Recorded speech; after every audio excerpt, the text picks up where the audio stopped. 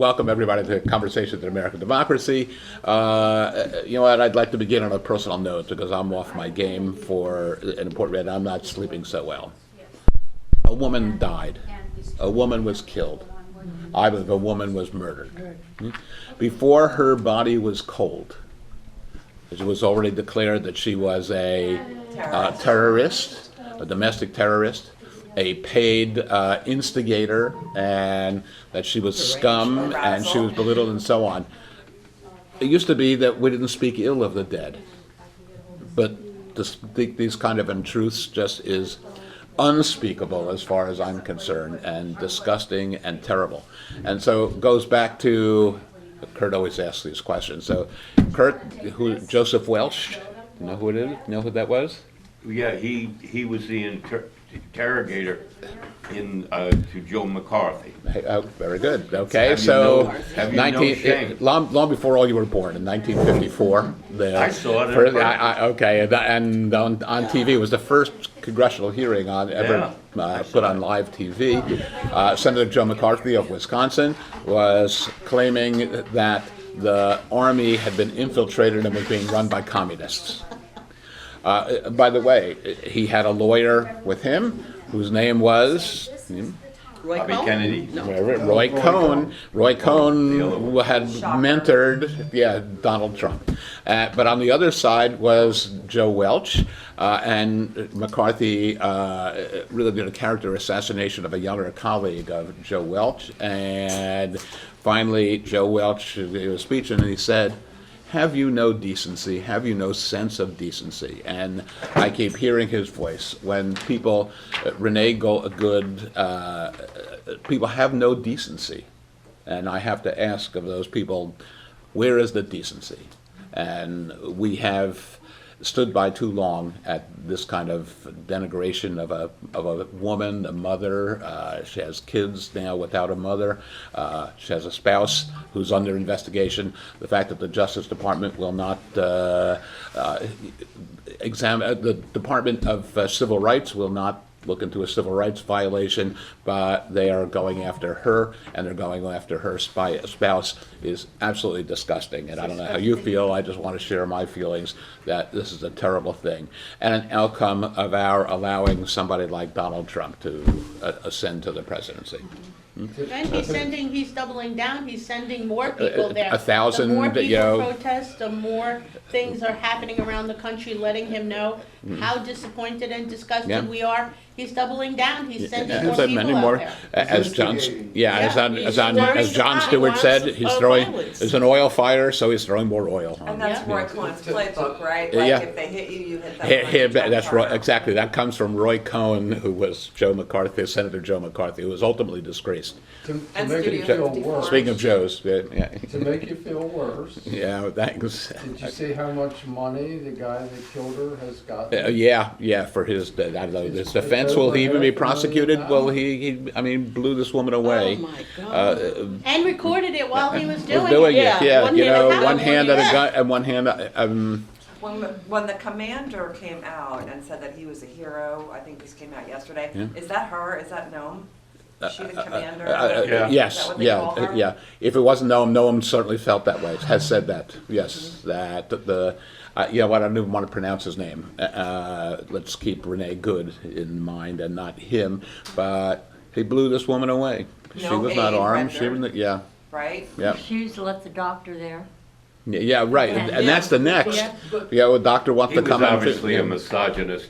He was anti-gay, and that was her partner that was trying to get in the car. All right. I'm not a psychologist, but it's so obvious that he could not stand the fact. Right, that she was getting away. Yeah. He could not stand the fact that he was not couched by a couple lesbians. It was beyond his ability. Yeah, he can't handle it. So he couldn't not even handle lesbians, just but women. In fifth over, again, I don't know if this is true or not, over 50% of the Republicans think he was justified Yeah, in in killing the- her. So exactly. this is where we live, ladies and gentlemen. Whiplash. The president gets on television and says that we're going to go into Iran and we're going to stop the killing of the protesters. Okay, God knows how many civilians we'll kill while we're doing this, but anyway, we're going to go in there and we're going to stop that while we're shooting people Here, in the yeah, streets it's of here. Minneapolis and Portland. Check Flagler Lives cartoon of the day Whiplash? today. It's the same. It puts Trump and the Ayatollah on the same. They're doing the same thing. They're the same. All right, relative to I was right later. Anybody hear of any activity of the Proud Boys? How about the Oath Keepers? Nope. How about Well, the Three they're all Percenters? part of They're all part of Aha! ICE. So now they've all joined, and these are the kind of Where- these are the they're kind of behind the people. masks. By the way, I don't know. Are there any women ICE agents? I think I've seen it. Yeah, I've seen a few in pictures, Yeah, yeah. but that's that. Well, when you can get your $60,000 off your college loans, Yeah. okay? $50,000 a bonus decent and a paycheck bonus, pension. it's a signing bonus, and so on. And of So- course, any legal charges that come up against them, they're gonna defend them for free. Absolutely. They don't ha- The it's not government coming out paid- of their pocket. Haven't they By the said way, they have it's immunity? not they're going to defend it for free. We are going to pay. That's right, we are. That's Yeah. what my husband said the other night. Who's Yeah, paying for all these don't. lawsuits? It's not I'm just like, free. We are. We do. And so when Pete Hegseth sues or demotes Mark Kelly, Mark Kelly has to go hire a lawyer. Pete Hegseth, we're paying for his attorneys and his Yeah. legal costs and so on. DeSantis. Yeah, let's go. On this side. All right. Yeah, I Mark. want you to Mark, and then we're going to turn the consider curtain. the hypocrisy of the people on either side and their reactions to tragedy, which death is tragic for whatever reason. But look at how many people lost their jobs over the Charlie Kirk shooting, in which, however tragic it was, the party stood up for him, defended him. There are streets named for him. They're trying to have a national day in the country for him. And yet, we turn around and see this action where, once again, tragedy, where someone lost their life saying and doing what they felt was within the Constitution, as Charlie Kirk was. And there's this huge division. And I'll point out one other thing real quick. What changed? The McCarthyism. The party that supported him stopped. What changed with Richard Nixon? The party. The party that supported him said enough. That's what I feel we're missing, where the Yeah. check and balance of, and I say this to Republicans that are running for office and other things. Do you, by your actions, defend Align yourself. these things? Because our goal is to get people to take ownership. When they say, I am a MAGA, I'm a conservative, I'm a Republican, but I don't want to own all the drama. Great, then speak it. Say it. Stand up in front of the box. Nobody's willing to do that at this point. Right. Well, that's why we- I know a lot of people are saying that some of the Republicans are coming around, or what they say behind closed doors. No, you're still owning it because you're hiding. Yeah, And you're behind not closed saying it out doors loud. It's Isn't nothing. of value. Right. Doesn't help us at all. Yeah. I can't believe I agreed with Rand Paul a few times. Yep. It's an amazing thing. Yeah. And Marjorie Taylor. Marjorie Taylor Greene. And especially, She seems We'll sensible. take it, right? Yeah, We'll yeah. take Well, it. absolutely take it. Absolutely. To what Mark is saying, I think, not to channel Nietzsche, but the will of Trump and the MAGAs is so much stronger than the will of the Democrats. If we're going to get into a fight of will, they are kicking our butt. Where is Schumer? Where is Jeffries? where is the will of the Democratic Party to stand up and say, enough is enough? Well, to have the will is one thing, but to have the votes is a. Another, Okay. They Yeah. don't have, no. They do not, in my opinion, have the will to really push it. Schumer will write a letter, we don't have the votes, we don't have this. Trump, I think he's totally despicable, but his will is allowing this to happen because people will not stand up to it. His There's will no or no will one's will? on the other side. There was an Well, article no. today about Chuck Schumer and the fact that he's doing things that we aren't seeing. Yeah.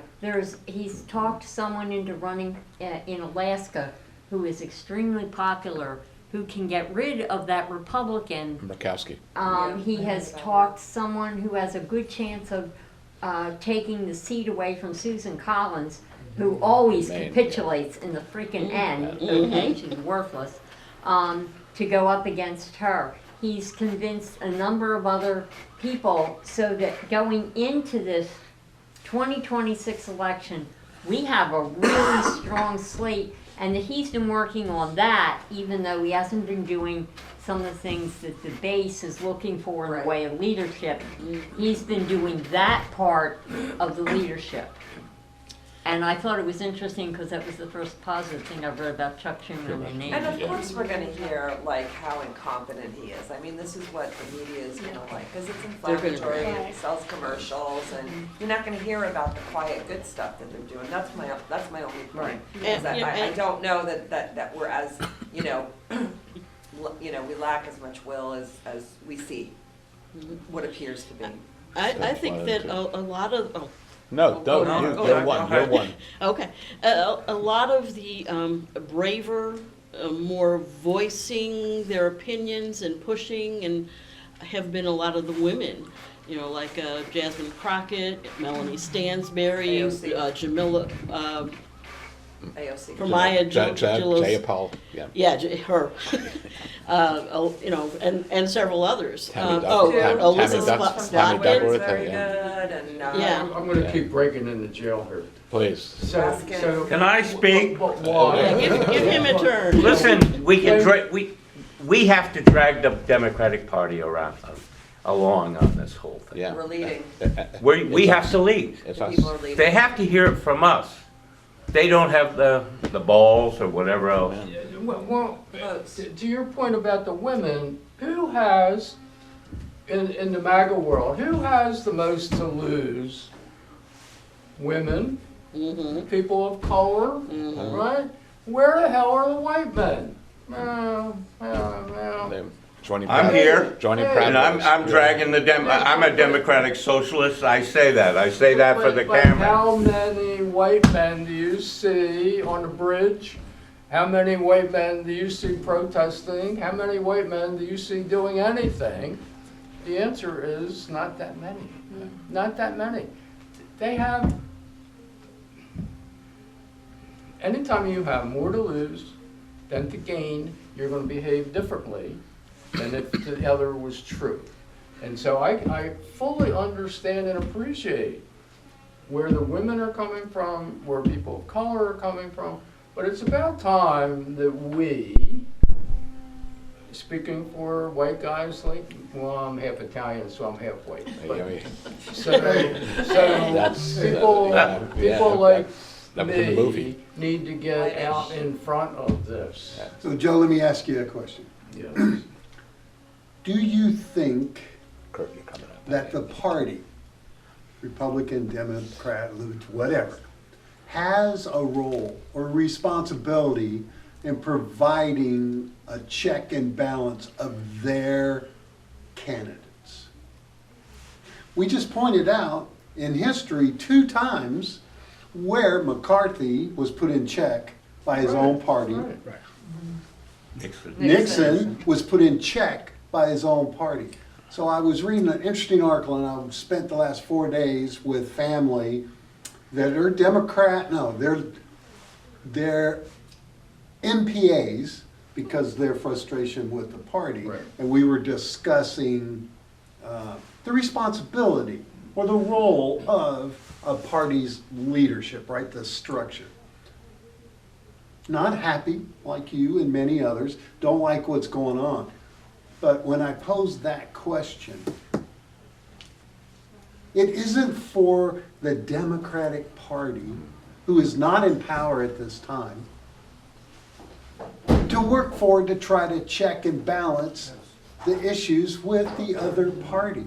And the reason I say it is, it's not something that ever happened in the past. And so this is a new scenario. So when you talk about Schumer and you talk about the Democratic leadership, and this is part of my issue, they're waiting, and I think they may be waiting a long time, to think that the Republican Party are going to check themselves. And they're not going to do that until the pain gets excessive, of which we're seeing, what, they announced 2 more Republicans, right, in Florida that said they're not rerunning, Dunn and another guy, because they're tired of the trauma. They don't want to get in there and fight. And it's a question we, as voters, need to be asking our candidates, whatever they are, do you take responsibility for your behavior, Yes. for your actions within the party?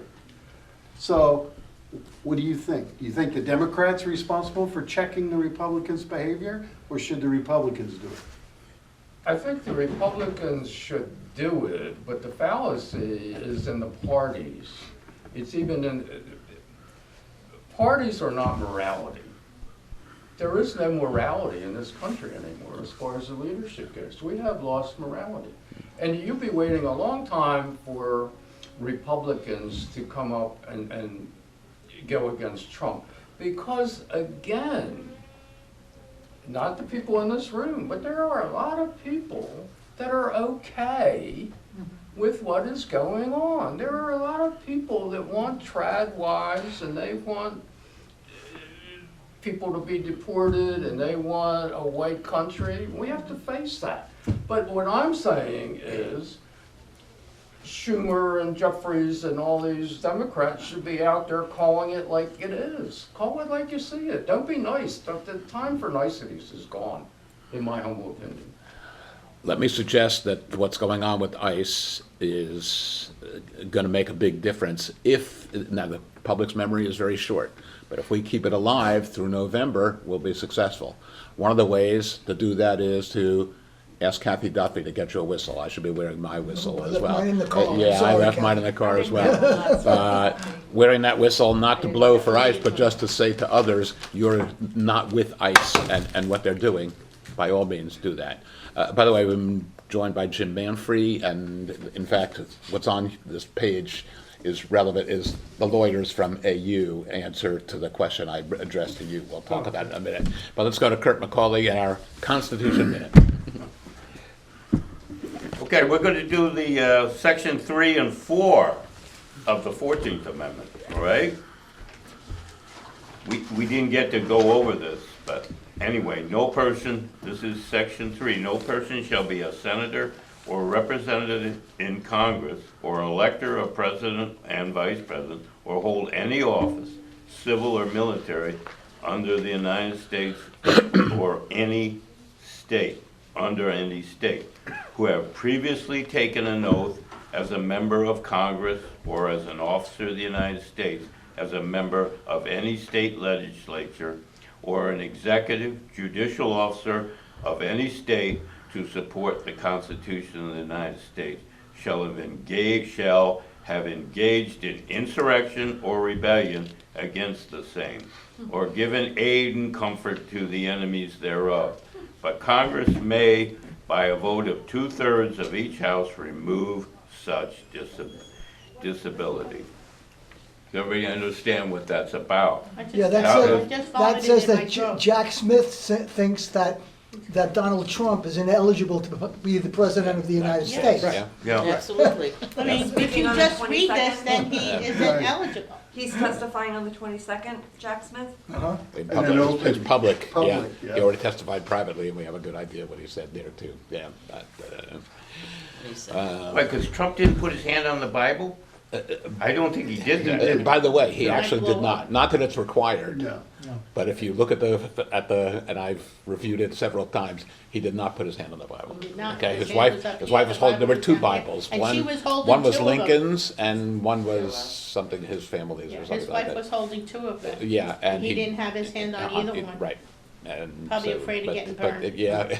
Yeah. Or struck by lightning. Struck by I lightning. would agree. And Smoking he'll deny it. shoes. Yeah, That's all I'm saying. yeah. Oh, he'll be. You know what? No, And only if he listening to had. him say he won Minnesota twice, 3 times. three times. By the way, what you remember? What is it in the 20s? Nobody can be elected 3 times. More than 2 times president. If you ask Trump, he said I already was elected twice. He shouldn't have been eligible to run this last time, right? If you ask, but that's disconnect from the reality. Yeah. Okay. Other questions about which amendment was that? That was. That's 14, and yeah. that's section 3. Section Now, let's go on to section 4. Oh, We okay. can close out. Do equal Amendment protection? 14.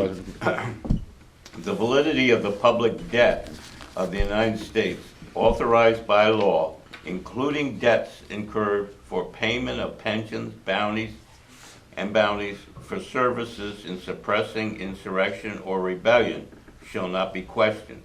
But neither the United States nor any state shall assume or pay any debt or obligation incurred in aid of insurrection or rebellion against the United States, or any claim of loss or emancipation of any slave. But all such debts and obligations and claims shall be held illegal and void. Okay, so we understand that. The slaves were free, and there was no obligation for repayment of the slave. Right. Anyway, section 5, this is quick. The Congress shall have the power to enforce by appropriate legislation the provisions of this article. This is a very important article, though. That's one reason why I wanted to finish it. We didn't finish it the other day. Yeah. But the equal. This was the teeth. Yeah, the equal This was the protection teeth. law, the equal protection clause came up before the Supreme Court this past week on the issue of whether or not transgender athletes have equal protection. It speaks to us today. So consider this morning, a justice lawyer in Minnesota stood in front of a judge because the city of Minneapolis is suing ICE for breach of constitutional protections. And he stood in front and he looked at the judge and he said, there is no place in our Constitution that gives someone the right to stand and watch a police action. And the judge looked at him and said, what? So ponder this a minute. You have the right to protest. You have the right to videotape a police action, though here in Florida they're attempting to put a bill that's actually in Tallahassee called the HALO Act, which means that you have to be 25 feet away from this action. So you're videotaping it, it's protected, but you can't watch them because you don't have the right to. So this is the type of guardrails, this is the type of conversation, this is the type of convoluted conversations that are happening that have never been presented before in courts, or even that a police officer has as much responsibility to follow the rules in place in their policies as you following his direction in things. It's kind of like an agreement. So do we have the right to stand on the corner on public property and watch a police action? Of course, and Yes. so, and Yes. lawyers have the lawyers have the right to stand up and make foolish assertions and can say anything they want. At taxpayers' expense. At taxpayers' expense. Jim Manfre, former sheriff, has won an election, a Democrat who won an election. He was the only one in the state, right? No. We have a unicorn in the room. Yeah. So I would argue that what you just said depends. So, and let me just go back, and I'll get to that point. That's one reason why I came, because Yeah. we had a bit of Yeah, Facebook. good. And I want, if I can, educate you how law enforcement is supposed to work. So historically, local law enforcement and the feds didn't get along. But part of their, these are not in the Constitution. The Constitution are, guardrails. Our whole legal system is based on precedent, right? You can't possibly legislate every single possible variation. So, so these are policies and procedures. Normally, what the feds do, when I was sheriff, and they said they had had some sort of warrant, federal warrant, a marshal would come in, they would tell us, and then we would supply, some backup if they needed, or they just tell us this is where we're gonna be, and so forth. And the only thing we would do is provide traffic control or crowd control, depending on what it is. That's typically what happens. So when you hear this word, so what happened then when 9/11 happened, it changed the balance. Now we're all very concerned about terrorists amongst us, right? The fear pervaded our communities. So the Fed said, you know what? We actually need local law enforcement. You need you to be eyes and ears, and we want you to be part of this process. And all local law enforcement think, good, we're in, we'll help, for national security purposes. But if you're gonna ask for our resources, you gotta pay us. We don't have unlimited resources, we don't have unlimited manpower. And by the way, a sheriff or police chief or whatever that is overseeing law enforcement, your objective is to keep your citizens safe, not to effectuate federal laws. Okay? So this whole concept of sanctuary cities is complete BS. There's no such thing as sanctuary cities. I mean, you can't protect, law enforcement or government can't protect people from committing crimes and shielding them. That doesn't happen. What this is all about is resources. We've been arguing about this. I've been law enforcement since 1980. So it's the same argument for 45 years. Is that, there are times where ICE or their previous group would come in and say, look, we have, someone in your jurisdiction that we need you to pick up and we need you to place in your facility. And I would say, and most law enforcement say, no, I don't have that ability. It is not my jurisdiction. If you want us to start doing that, we'll put you on the clock and you pay for that service. So what happened is the feds actually paid a sheriff to have a certain amount of his beds allocated for immigrant. So that's why you see the feds creating these, because the locals are saying, our jails are filled. We can't afford to put more people in without you paying us. And we have every single one of our officers, they're not standing around, staring at the sky. They're already employed, so we cannot, we cannot do your jobs unless you pay us. You pay us, we'll add people along with the money you pay us. So that's what this whole sanctuary cities is. It's all of law enforcement saying collectively is that this is federal jurisdiction. If you want us to back you up on certain circumstances, we'll do that as a courtesy because you do that for us. But as a continuing allocation, we cannot do this. And what ICE is now doing, everything that ICE is doing is counter to everything I have learned and every single law enforcement agency has learned. In fact, I had the opportunity to go to FBI Academy for 4 weeks, learn from the best of the best. And generally, what the number one priority of every single chief and sheriff is to do what? Keep his officers safe. That's the number one priority. I had to go to bed every single day and worrying about, am I bringing my guys home? Every single general does that. That is your priority. Yes, your priority is to keep people safe or win wars, but you can't keep people safe and win wars if your people are injured or getting killed, right? So the number one thing is to have policies and procedures that keep your officers safe at every single point. So the other thing is that you learn jurisdiction.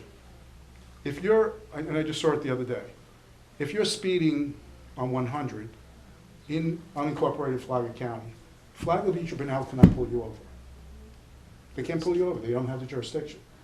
If you're speeding in Volusia County, a Flagler County deputy can't pull you over. The only group that has statewide jurisdiction is FHP. They can pull you over. And again, their jurisdiction is limited to traffic tickets. That's what their mandate says. Law enforcement, chiefs and sheriffs have general jurisdiction. So ICE's jurisdiction is limited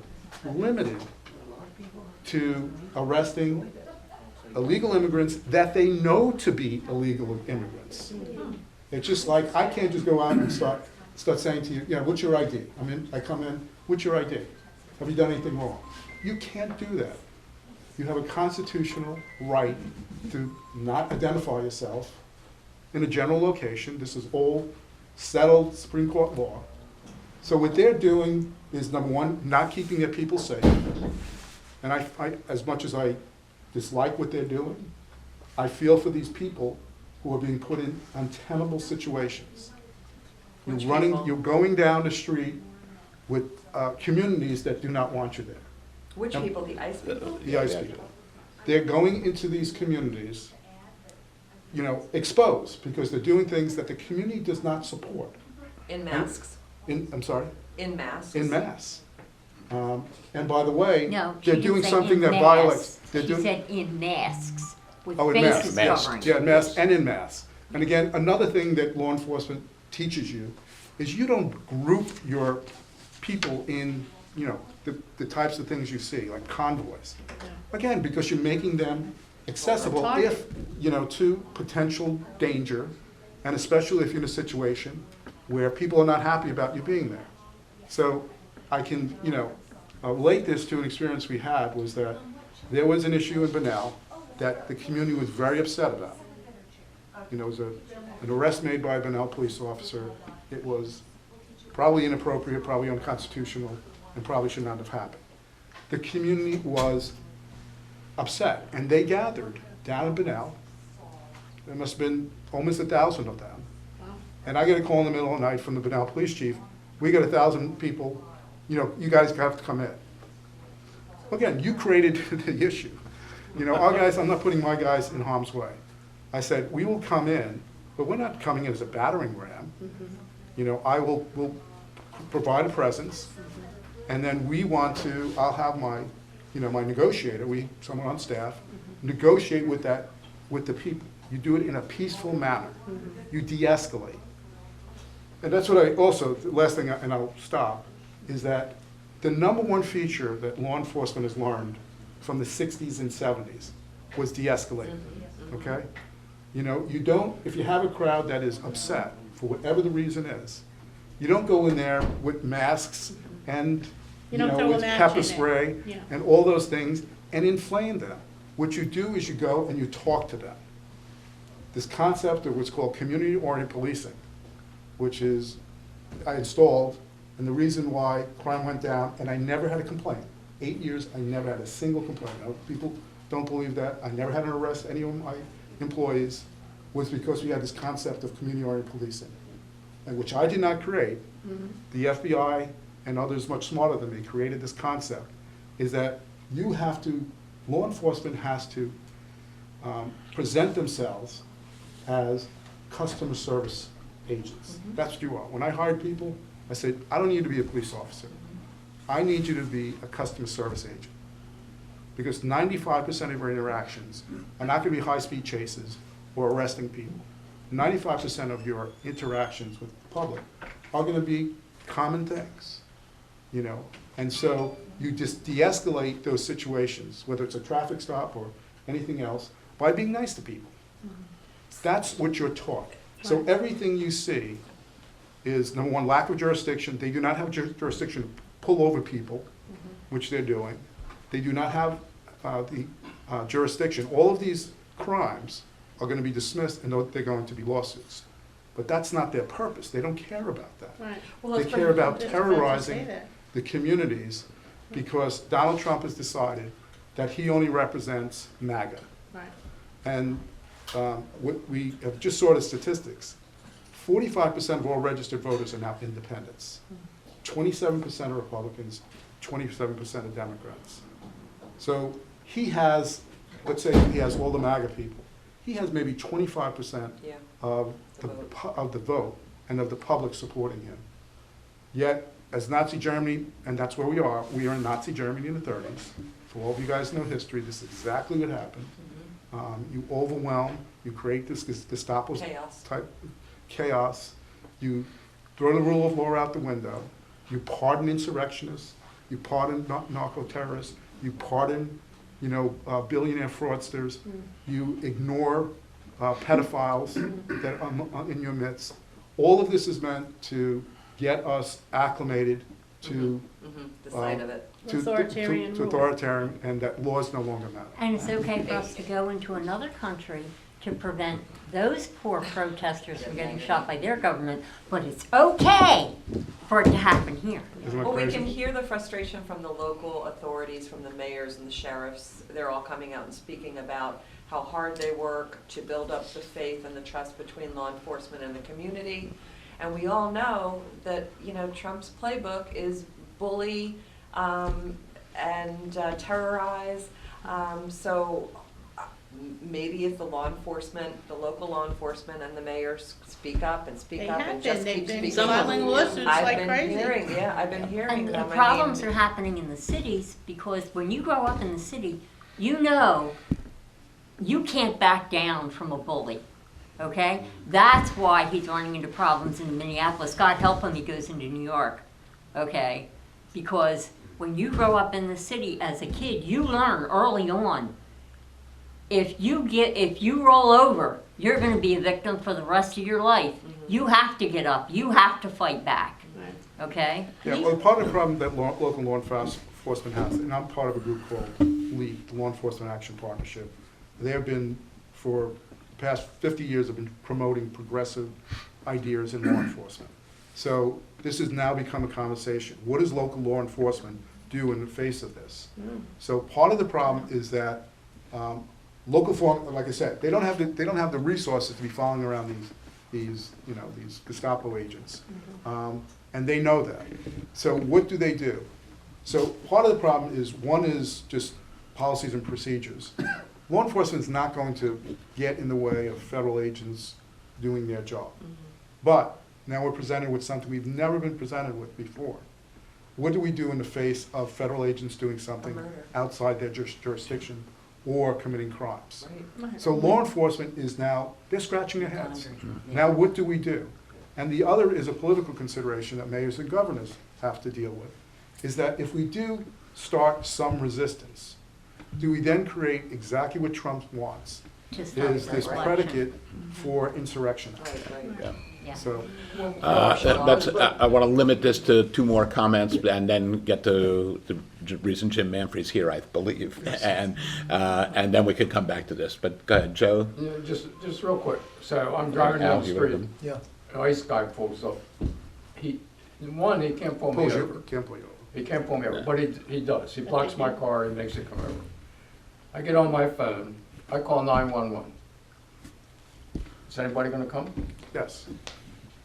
Okay. Again, What see, are they capable of doing? in Why those don't more instances, people do that? Why don't we put that out as something to do? and when I say yes, I should say it depends. So it depends on when this happens. With law enforcement, the way crime works is that most crime is committed between 3 and 6 o'clock. Okay, that's when kids are getting out. The majority of people who commit crimes are between 13 and 22 or 23. Changes a little bit. So if at 3 to 6 o'clock you get pulled over and they're backed up 10 calls, which sometimes happens because you're now having kids going to neighborhoods doing stupid things, they may not come. If it happens at 10 o'clock after the rush hour, kids are in school, they may come. So again, it's availability of of resources. So you know. they come, then what happens? I mean, are they there to help and defend you, or are they gonna stand back and let ICE do whatever they wanna do? So again, I can't speak to Rick Staley because he is a Trumper, so he may just, so what happens is individual officers, the sheriffs and the chiefs cannot possibly, tell each officer what to do in each situation. What you do is you train them as well as you can, and you ask them to use their discretion. So it sort of depends on who shows up. I have to tell you, most of the officers, as much as Rick is wildly overspends budget, 110% increase over the past 8 years, even though population went up 30%. Most of the deputies that I meet, and I try to meet all of them, not that I'll ever run for that office again, are good people. I mean, he's hiring good people. So they have that ability to come to you, and if they're using community-oriented policing, what they're gonna do is try to de-escalate. They're gonna say, tell me what happened, listen, put the ICE agent here, listen to you and say, I was driving down the road and he stopped me.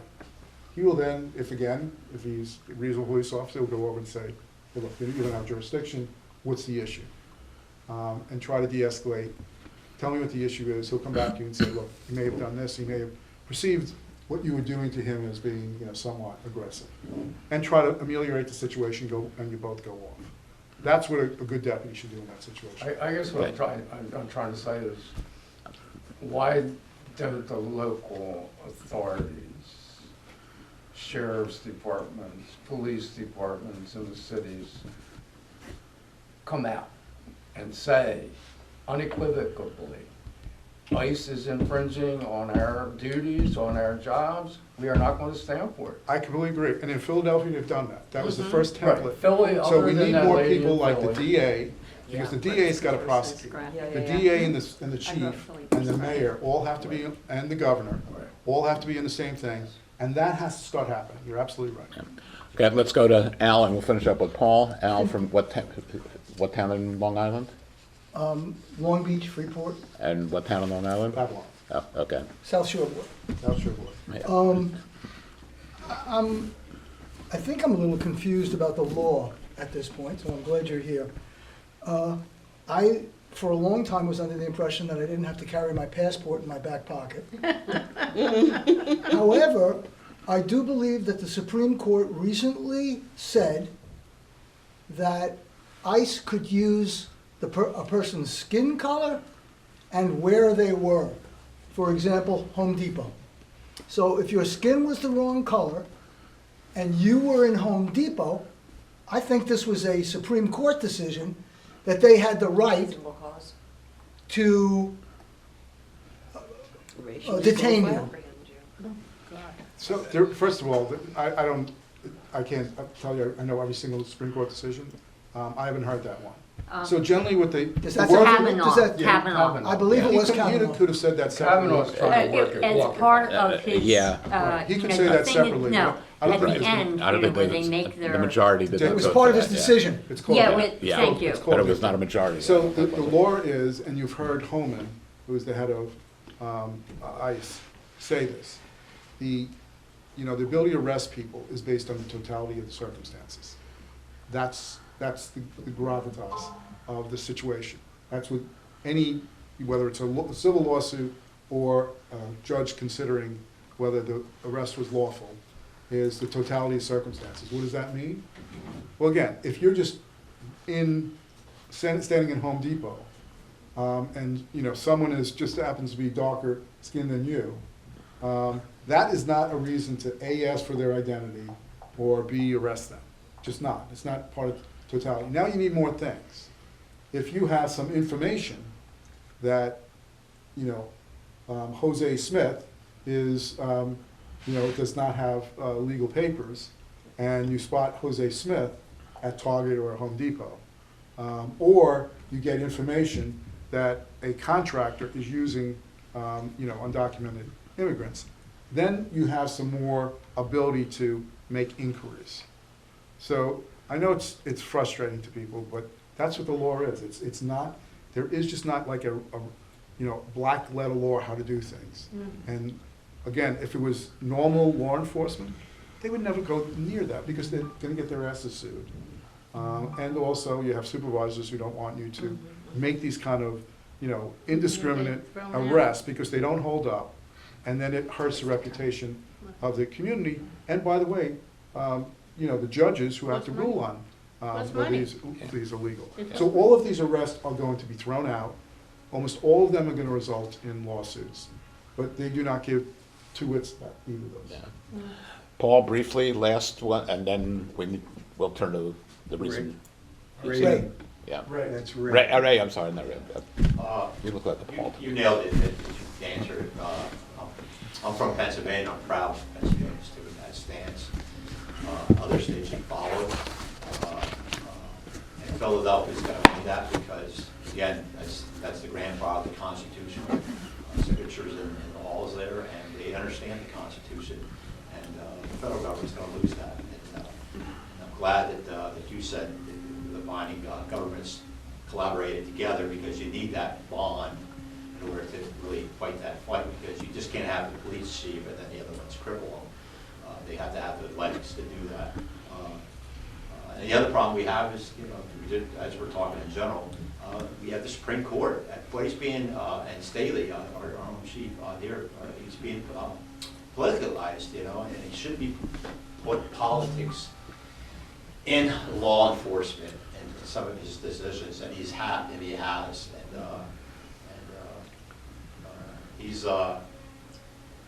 he's praised because they claim he's a good cop, and then we recently just had a cop just go 88 miles an hour and basically overlooked. I praised the Orman chief, saying he backs up his sergeant. His sergeant did everything by the book, and that was a good way. But unfortunately here, it was. Yeah, I mean, just Yeah, 2 that- seconds on yeah. Staley, and then I'll stop. Right. Is that I hired Rick. At the time, he was a sane person. He's no longer sane. Your friends, family members, people that you care about have been radicalized. There is no sense talking to them. I was in a meeting just the other day with a big developer. Connie and I trying to do this big commercial development. Wonderful people trying to do this great, commercial development. And like gratuitously, after 3 hours, having a great time, they said, "Don't you think this is the best cabinet ever in the history of the country?" Whoa. We almost threw up. We literally, our stomach, it's like, you are reasonable, good people. These are Ivy League graduates. These are really, top of the notch developers, the kind of brainwashed. people. And it's just, what do you say to that? They're brainwashed. But anyway, so Staley's been Well, radicalized. Yeah, I'd ask them where they're buying their marijuana. Yeah, because well, they're the problem is, obviously if not. you Or do something that, stronger. for people who are still, Yeah. working and trying to make a living, you cannot afford, to fight with every one of your clients, or ask them. I don't ask people if they're Democrats or Republicans when they come into my office. But Staley's a threat for a bigger reason, is because this whole idea of affordability, most of our taxes are now increases are going to him. Yeah. When I was there, it was a $25 million budget. It's now $54 million. So over the past 6 years, he has cost us $240 million in increases. Plus, I hope some of you have read my article about, the county spending money on buildings. I hope anyone who runs for office uses that as a template to run against the county commission. Because he has spent $60 million of our taxpayers pursuing his Taj Mahal that he built. Did not have to be done. The building that they built, they should never build it in the first place. The building was fine. I was in it for 2 years. No one got sick. It was just a ruse because he wanted his own building. The building cost us $14 million. They sold the building for $750,000. It was then purchased for $3.5 million. So we lost $14 million. The guy who bought it for $750,000, I'm sure there was some sort of inside deal. Sold for $3.5 million. And my wife had an opportunity to speak to the owner, who was looking to lease some space, and she said, "Is there any air quality issues?" He goes, "Connie, look at me. I'm a businessman. You think I would have spent $3.5 million and I put $1 million in here if there was any air quality issues?" So it's all a ruse. But this is what we're confronting, is this lies upon lies. Mm-hmm. And our To only advance defense our to Double it down and is, swear by it. Yeah. the only defense to this is putting Democrats in office. Except that Staley's malfeasance is academic, unless we have a candidate to run against him, and that's finding candidates. But let me, you are probably sitting next to somebody who joined us out at the corner of Pine Lakes Parkway and Belterre across from Mother Seton Church in the lead up to the last election, in the weeks and months of the last election. All of us had bought poster board and markers and made signs promoting Amendment 4 to allow to protect women's reproductive rights in our state. So we spent money and we worked hard, only to find out relatively recently that Governor DeSantis took a good chunk of our money to work against us and defeat Amendment 4, and by the way, the marijuana, Amendment 3 as well. So I asked the question, we're out some money, we're aggrieved, do we have an option? I asked it of Jim, and I also asked, and you have the answer from Americans United for Separation of Church and State, which remarkably in the last sentence says we have to work for political, a change in the political community of the state, and they're a 501c3, they're not supposed to be involved in politics, but it says the answer is in politics. But I also addressed that to Jim, and you can read the Americans United's answers about standing. Well, let's not waste time listening to me. Jim, do we have any recourse? I wish we did. So, I mean, you do have recourse, but you don't have recourse through the courts simply because there's this issue of standing. You have to be able to show that this was damage, you in particular, not you as a member of a larger classes, which I came here to say, and they said it much better than I could. So that's part of the problem. But do we have recourse? Yes. We have recourse to the ballot box. So what you can then do, if we get a Democratic governor, if you get a Democratic legislature, you can then go back and sue the DeSantis administration. Okay, yeah. Or what I would suggest, the problem with Democrats, I'll tell you this, we're playing badminton, they play football.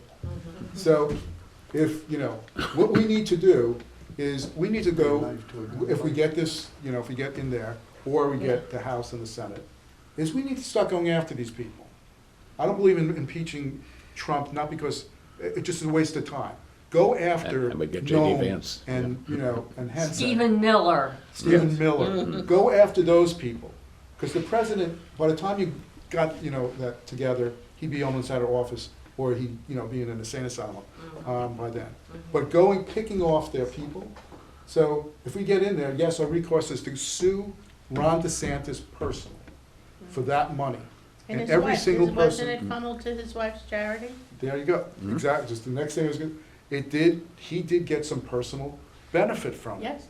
So that's what you have to do. We have to be more aggressive because we can't just, we're in extraordinary times. We need extraordinary measures. And we cannot be afraid of doing these kind of very aggressive things. I will tell you, the worst Attorney General we've ever had is Merrick Garland. The worst. Yeah. Because Slow. he, first of all, I like Biden. My daughter worked for him. She got to know him. A wonderful gentleman. He did a lot of good. But he did a lot of harm. And we have to accept that too. And learn from it. Not blame him, but learn from it on our next administration. We have to be aggressive. He had 2 years. He had all the information. He could have indicted those people, and got them into trials within 2 years. Right.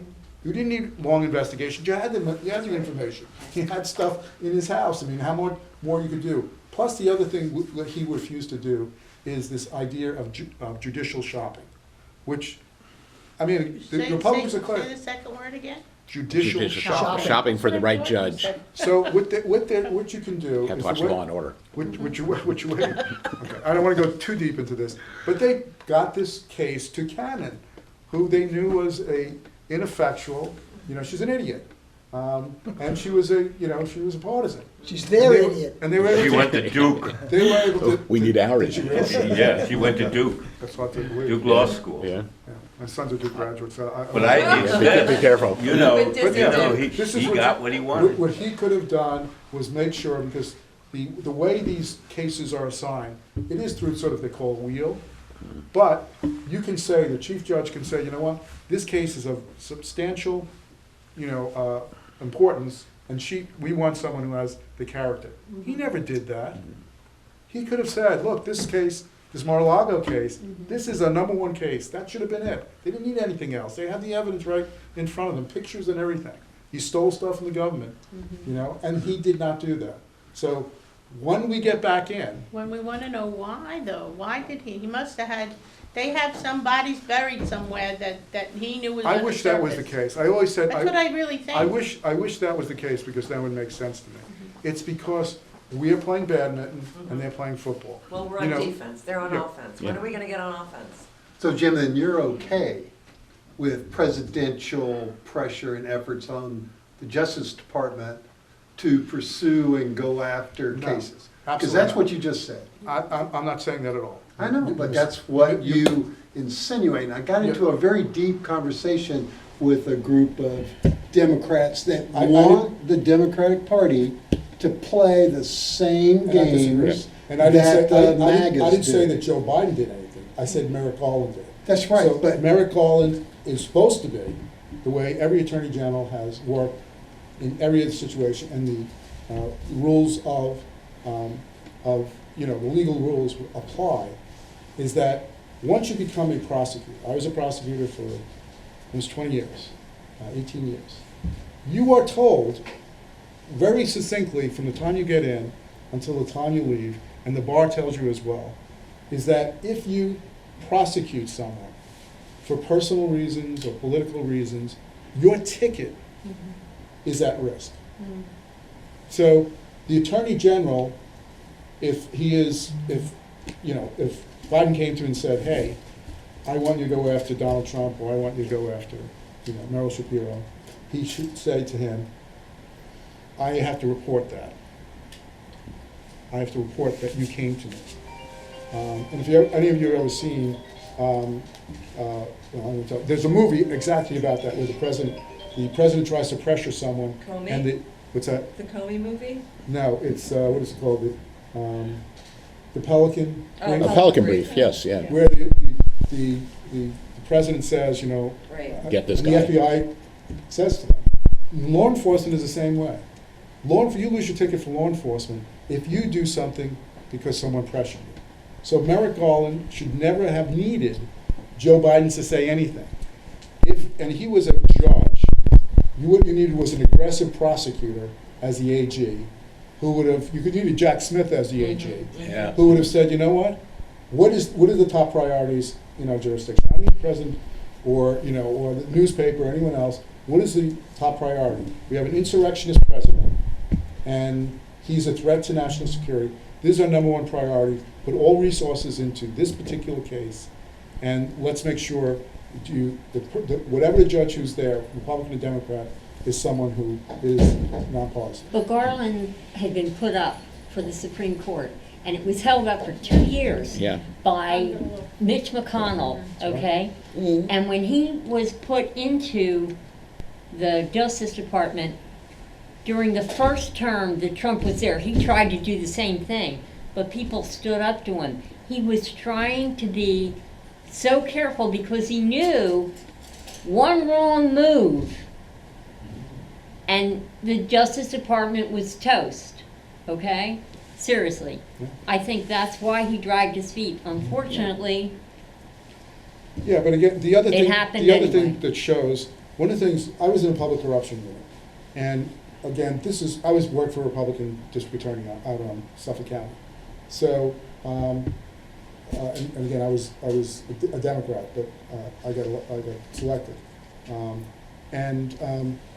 In the public corruption unit, we were told by the district attorney, you can go after whoever you want. You can go after Republican or Democrat. You're never going to hear from me. But I do not. If you're going to investigate someone, you need to know the timelines for that person's election, because I do not want to be accused. And the DA came right into with a bunch of prosecutors said this to us. I do not want to be accused of putting my thumb on any election. So if you're investigating someone and he's up for election within a year, I expect you to wait until, because he may be out of office, and then prosecute him. But if it's 2 years, then prosecute him. If it's 4 years, then prosecute him, because it's not going to impact, within that 6-month period when people start making decisions. So Merrick Garland didn't need to know this. His people knew this, and I'm sure they told him this, and it's exactly what you said. He just was, oh, I don't want to look like a bad guy, or he's a judge trying to be fair to both sides. When you're a prosecutor, yes, you want to be fair to both sides, but you have an You have a obligation job. to the community to prioritize the worst criminals. You can't prosecute everybody, so you prioritize the worst crimes. And public corruption is always at the top in any prosecutor's office as where you put resources. I think he was trying to protect the Justice Department. From any allegations. Yeah. He was accused anyway, right? Yeah, Exactly. it didn't help. It Didn't help. didn't know whatsoever. So in effect, you would agree that we can only do grassroots and political We involvement should use is this the way. as a reason to get Okay. Democrats elected. We should not, I think there's a huge topic that, this is what Republicans do, they use monies inappropriately. And say, if we get in there, we are going to review and audit how money was spent Right. and recover any monies. Right. Because that's what I think the public is interested right now. Yeah. And I don't want Yeah, any yeah, more thank you. things taken away because of fraud unless you show me the fraud. I still I asked for a report on the fraud from Wheels on Meals. There was no damn fraud in that program. Yeah. That's, Who's doing that? anyway. The federal government got rid of Meals on Wheels because of I fraud. mean, lots of it, and There was no fraud in that program. and Mark Kelly is not guilty of anything either. And so So to there's somebody, to partner with what yeah. you said, it's important that we realize February 5th at the Palm Coast Community Center at 5:30, the Republican Party of Flagler County is having a candidate Candidates night. forum for Republican candidates. I verified with the leadership of the REC, and all are welcome to attend, but you have to go and get tickets, which I have done and run through it, and they ask if you're a member or not, but I still was sent tickets. Because we are citizens, most of these candidates are nonpartisan city council members and county commissioners, which is partisan. But we need to piggyback on what Jim and what we are all saying. We We need to go have- and say, are We you have to supporting stand this? there and look at them and hold them accountable to their actions and speak to it politely, without aggression. We want to engage, not enrage, but get them on record as stating, I'm for or against whatever issues that you have. I'm going. February 5th, community, Palm Coast community. So it's critical that we represent our views and ask those questions. Because I know Jim will tell you, they never talk about this stuff at the REC meetings because that's not important to them. That's not an issue to them, though they do get some pretty heated internal conversations, so. What time is that? Okay. 5:30 to 7:30. Yeah, I'll be happy to share information about that in the next email that goes out to invite people here. One final thing we've talked about, and it was a practice under the banner of Americans United for Separation of Church and State on February 12th. February 12th is not only Lincoln's birthday, but Charles Darwin was born on the very same day. To take a letter, now that's the second page of this at the bottom. See if the wording of that letter, if you have any comments, we won't take the time now. Email me if you'd like to change that and so on. We'll attach that to, and I have 20 of these and can order more if we decide to have enough volunteers to go to 2 high schools and perhaps a middle school or 2, and let the science teachers know that while they hear voices that say you have to teach the that the world is 7,000 years old, and just like in the book of Genesis, and that we have an alternative voice, and we back them and the integrity of science education. So it would go with this letter. I wanted to bring it to you. You decide if it's okay. If it's okay, we'll fold them, attach them to these, and give them as gifts to the science teachers celebrating Darwin Day, February 12th. One sentence to end on that Yeah. Kurt will like. I don't know where, I ran across this just a day or so ago.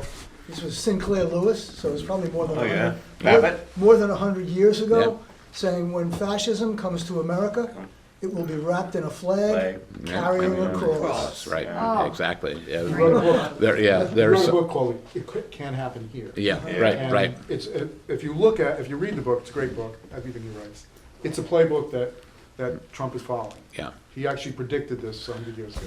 By the way, you've, Probably Animal know about his Farm, game plan Animal, already. That sounds like a good Orwell as well, Animal He doesn't Farm read in anything. 1984. They said that he sleeps with, well, he did sleep with Mein Kampf right next to his bedside. Yeah, And I I'm don't believe that he thinking, reads yeah, anything read. other than Does he Mein No, Kampf. read? he doesn't, Can you imagine no, him he reading doesn't. anything? He doesn't. When he was asked by Terry Moran, well, we'll wind up, but he was asked by Terry Moran, here's the Declaration of Independence, what does it say? And he just made a fool of himself. It's dumb. When it's hanging It's in dumb. his office for him to read. We have lots more to say, and lots of people have, come back next week, Yeah. and we'll continue. I've got a long list. We did not talk about Epstein, and we didn't talk about Hillary and Bill Clinton, and we didn't talk about Venezuela, Greenland, or Iran, or whether affordability is a real word, and we have lots to talk about.